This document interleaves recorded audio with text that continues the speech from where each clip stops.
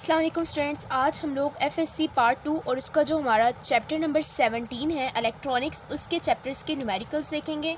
सबसे पहले स्टूडेंट्स, अब अगर आपने अभी तक मेरे चैनल को सब्सक्राइब नहीं किया तो सब्सक्राइब कर लें और बेल आइकन को प्रेस कर लें, ठीक है। सबसे पहले हम लोग यहाँ पे देख रहे हैं कि हमारे पास इस चैप्टर के सिर्फ और सिर्फ 5 न्यूमेरिकल्स हैं। Like wise unit number 16 numericals, ठीक है, मतलब यूनिट नंबर 16 के हमारे पास 5 थे और इसके भी 5 ही हैं। सबसे पहले हम लोग फर्स्ट न्यूमेरिकल स्टार्ट करेंगे। न्यूमेरिकल की स्टेटमेंट आप लोगों ने अपने साथ बुक रखनी है, बुक ओपन करके रखना है और फिर इस लेक्चर्स को सुनना और देखना समझना है, ठीक है। तो फर्स्ट न्यूमेरिकल हमारे पास है कि in a certain circuit the transistor has a collector current of 10 milli ampere and a base current of 40 micro ampere. यानी हमें डाटा में क्या दिया, सबसे पहले मैं क्या लिखती हूँ, डाटा लिखूँगी, ठीक है। डाटा में हमें क्या दिया हुआ है, डाटा में हमें कहा हुआ है कि जो कलेक्टर करंट है आई है वो कितना है, 10 मिली एम्पेयर है। 10 इंटू 10⁻³ एम्पेयर्स है, ठीक है। 10 मिली एम्पेयर, मिली का मतलब 10⁻³ होता है। और फिर हमें क्या कहा हुआ है कि जो बेस करंट है वो कितना है, बेस करंट है 40 इंटू 10⁻⁶ एम्पेयर। 40 माइक्रो लिखा, माइक्रो की पावर क्या होती है, 10⁻⁶ होती है। What is the current gain by the transistor.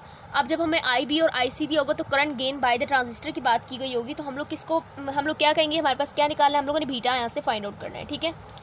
Solution start करेंगे। अब मैं आप लोगों को बता दूं कि ये जो हमारे पास क्वेश्चन है ना न्यूमेरिकल्स, इस चैप्टर के बहुत ही छोटे छोटे हैं और इसके लिए फॉर्मूला आपको याद होना चाहिए, beta is equal to IC/IB होता है। और IC और IB आपको क्वेश्चन में गिवन है, सिंपली आपने यहाँ पे पुट करना है और डिवाइड कर लेना है। तो IC आपके पास कितना है, 10 इंटू 10⁻³ और ये कितना है 40 इंटू 10⁻⁶। डिवाइड करेंगे इसे 10 into 10⁻³ divided by brackets use करनी है, 40 इंटू 10⁻⁻⁶। तो इस तरह से आप लोग इसको डिवाइड करेंगे, आपके पास आंसर निकल आएगा जो कि 250 है। अब इसका कोई यूनिट नहीं है, ठीक है। यूनिट क्यों नहीं है, क्योंकि ऊपर भी एम्पेयर है नीचे भी एम्पेयर यूनिट है, दोनों कैंसिल हो जाएगा और कोई भी यूनिट इसका नहीं आएगा। सो बीटा जो करंट गेन है वो यूनिट लेस है, ठीक है। अब इसके बाद हम लोग देखेंगे न्यूमेरिकल नंबर 2। न्यूमेरिकल नंबर 2 आपके पास देख रहे होंगे कि इसमें हमें कहा हुआ है कि the current flowing into the base of a transistor is 100 micro ampere. मतलब बेस में जो करंट फ्लो कर रहा है वो कितना है, सबसे पहले डाटा लिखेंगे।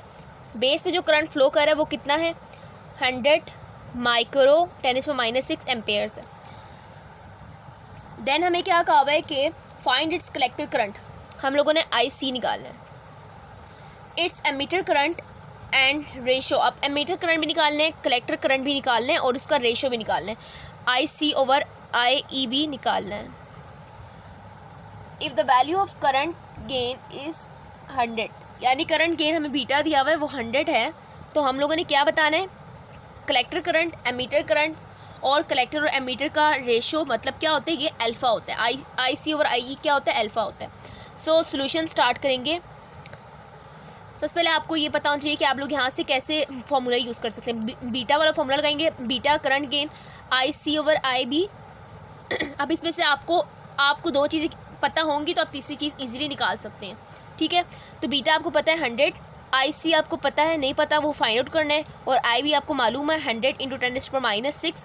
100 से मल्टीप्लाई आपको क्या हो जाएगा, मतलब इसको आप सॉल्व कर देंगे, कैलकुलेटर पे कर लें बेशक।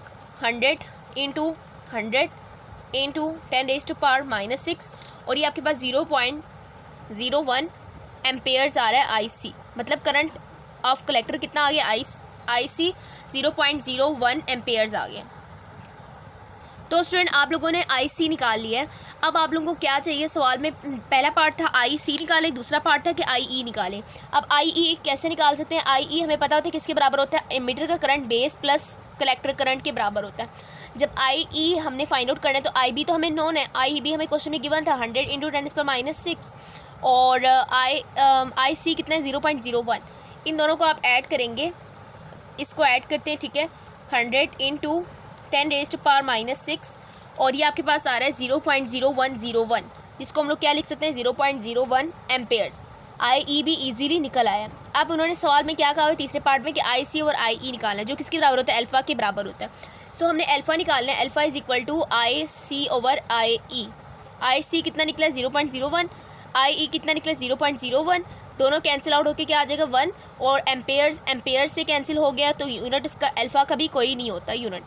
लाइकवाइज बीटा, तो इस तरह हम लोगों ने न्यूमेरिकल नंबर 2 भी सॉल्व कर लिया है, ठीक है, इस चैप्टर का। अब इसके बाद हम लोग न्यूमेरिकल नंबर 3 देखते हैं। तो स्टूडेंट न्यूमेरिकल नंबर 3 की स्टेटमेंट देखते हैं कि हमारे पास क्या कहा हुआ है।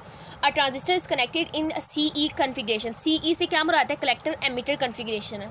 The voltage drop across a load resistance RC, यानी RC की हमें वैल्यू दी हुई है 3 किलो ओहम्स, ठीक है। डाटा लिखते हैं, साथ साथ डाटा की हेडिंग देंगे, पेपर में भी आपने ऐसे ही करना होता है, ठीक है। और फिर डाटा में आपको क्या कहा हुआ है, RC कितना दिया हुआ है, 3 किलो ओहम्स। तो किलो क्या होता है, 10⁻³ होता है, ठीक है, मतलब 3000 ओहम्स है। नेक्स्ट आगे क्या कहा हुआ है हमें, इस 6 वोल्ट्स। अब 6 वोल्ट्स हमें कहा हुआ है कि वोल्टेज ड्रॉप अक्रॉस इट, अब अक्रॉस इट्स, अब इसमें कॉमन एमीटर कन्फिग्रेशन है ना, तो ये जो CE है वो क्या है, कॉमन एमीटर कन्फिग्रेशन। मतलब ये कि हम लोगों ने एमीटर को क्या किया हुआ है, ग्राउंड किया हुआ है। सो जब एमीटर को ग्राउंड किया होता है, जो वोल्टेज निकलेगा वो कलेक्टर का होगा, ठीक है, CC होगा, VCC होगा, जिसको 6 वोल्ट्स लिख रहे हैं, ठीक है। और हमें कहा हुआ है कि सवाल में find the base current, base current हमने फाइंड आउट करना है। और voltage current gain beta of the transistor is, beta हमें कितना दिया हुआ है, 0.97। अब ये बात आपने याद रखनी है कि आपके पास सवाल में जो गिवन है वो अल्फ़ा नहीं है, वो बीटा है, ठीक है, क्योंकि हम लोग इधर कॉमन एमीटर कन्फिग्रेशन देख रहे हैं। कॉमन एमीटर कन्फिग्रेशन में हम लोग बीटा को यूज़ करते हैं, जिसमें हमारे पास जो एमीटर होता है वो क्या होता है, ग्राउंड होता है। जबकि हम लोग बीटा में क्या यूज़ करते हैं, IC over IB। IC over IB का क्या मतलब है कि कलेक्टर और बेस क्या है, ग्राउंड नहीं है, और एमीटर क्या है, ग्राउंड है।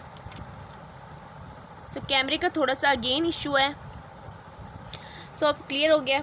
अब इसके बाद हम लोगों ने आगे क्या करना है, हम लोगों ने अपने सोल्यूशन स्टार्ट करना है। तो सोल्यूशन में सबसे पहले आप देख रहे हैं हमें क्या कहा है सवाल में, IB निकालना है, IB निकालना है, IB निकालना है। तो हमें एक फार्मूला आता है ओहम्स लॉ वाला, IC = VCC ओवर R। आप ओहम्स लॉ में I = V/R लिखते हैं। अब यहाँ पर हम लोग कलेक्टर की बात करें, मतलब ये कि कॉमन एमीटर कन्फिग्रेशन है, तो जो करंट आ रहा होगा, करंट जो वोल्टेज हमें आउटपुट मिल रही होगी वो कहाँ मिल रहा होगा, कलेक्टर पे मिल रहा होगा, ठीक है। वोल्टेज जो ड्रॉप हो रहा है वो कलेक्टर के गिर्द ड्रॉप हो रहा है। सो हम लोग यहाँ पे क्या लिखेंगे कि IC है, यानी कलेक्टर का करंट हमने फाइंड आउट करेंगे और हमें बेस करंट चाहिए। तो हमें बेस करंट चाहिए, हम IC पहले निकालेंगे, और IC हम लोग निकालेंगे तो कैसे आएगा, ये 6/3 × 10⁻³ और ये हमारे पास क्या आ जाएगा, 2 × 10⁻³ 3 ऊपर जाके क्या हो जाएगा, -3 हो जाएगा, 3 × 2 = 6 और 2 × 10⁻³ एम्पेयर्स आगे करंट ऑफ कलेक्टर। हमें क्या चाहिए था, हमें तो चाहिए था IB का क्या मतलब है, बेस करंट। बेस करंट निकालने के लिए मैं क्या करूँगी, मुझे बीटा वाला फार्मूला आता है, beta = IC over IB।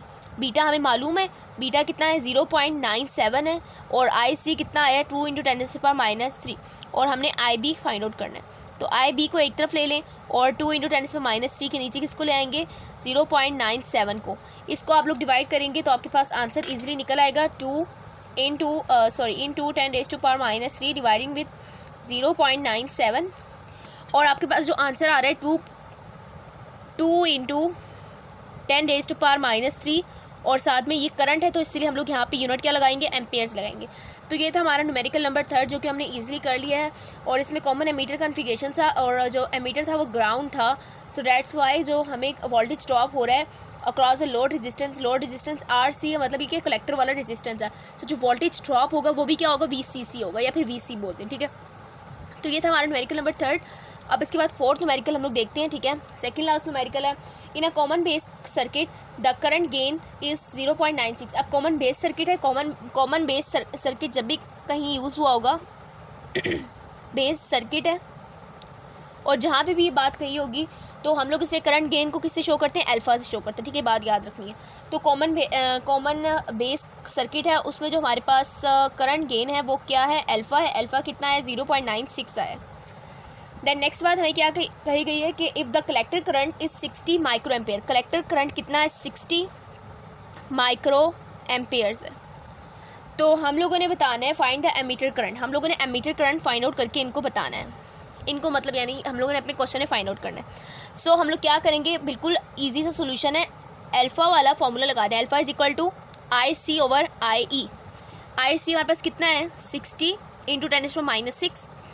IE हमने फाइंड आउट करना है, तो अल्फ़ा को यहाँ पे लाके डायरेक्ट डिवाइड कर रही हूँ मैं, और फालतू स्टेप्स नहीं करूँगी। अब इसको आप लोग डिवाइड करेंगे, 60 × 10⁻⁻6 विच इज़ डिवाइडिंग विद 0.96 और ये कितना आ रहा है 6.25 इंटू 10⁻⁻5 एम्पेयर्स। ये क्या है हमारे पास IE है। तो एमीटर का करंट कितना आ गया 6.25 इंटू 10⁻⁻5। सो ये था हमारा न्यूमेरिकल नंबर 4। अब इसके बाद हम लोग क्लास न्यूमेरिकल करेंगे न्यूमेरिकल नंबर 5 और इसके बाद लेक्चर को एंड कर देंगे। तो न्यूमेरिकल नंबर 5 में हमें कहा गया है कि in transistor the emitter current is 3.5 amperes. Again data लिखेंगे। हमें कहा है कि एमीटर का करंट कितना है 3.5 एम्पेयर्स है और फिर हमें कहा है कि and collector current is 2.35। Collector current कितना है 2.35 एम्पेयर्स है।